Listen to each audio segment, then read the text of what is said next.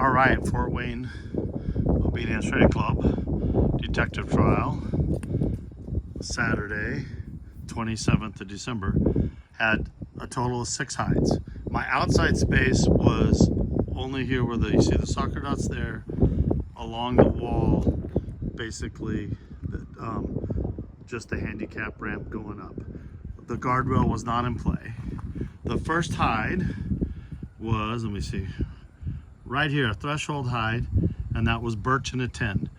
It did hold really tight, but it did bleed up towards the dorsum.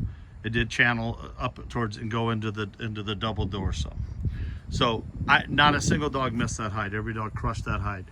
Some didn't get it right off the threshold, but a bulk of them did get it. You know, maybe they worked their way up the rail a little bit or worked up the step a little bit, and then they worked their way back. So then my next setup of hides was mirrored hides with a chair hide as a bonus thrown off to the side. Okay, so I had 3 hides in this one little space right in here in the entranceway, so transition spot. So I have 1 hide underneath the bench right there. That was birch in a straw, in a cardboard straw. Hide number 2 was clove in a shrink wrap tube underneath that bench. So we had mirrored hides, bada bing and bada boom. And then hide number 3 here was cypress on the chair here. I'm gonna show you where hide number 4 was an inaccessible on the koala care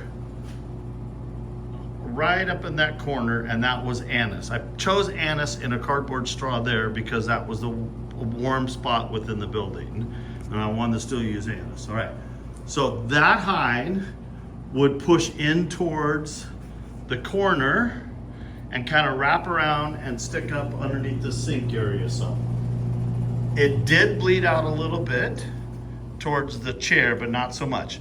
Right here, actually, that was probably one of the anise hide that was inaccessible. Was a little bit of a struggle because of the inaccessible, and it did hold rather tight, but it did like push towards the wall and wrap itself around. Okay.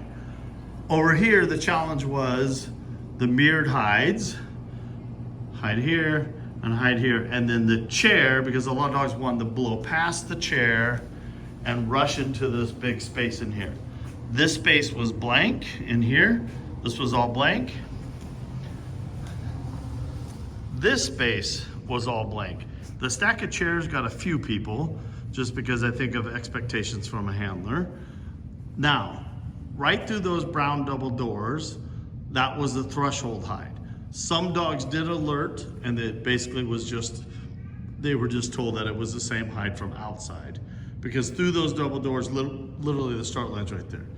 All this space was blank.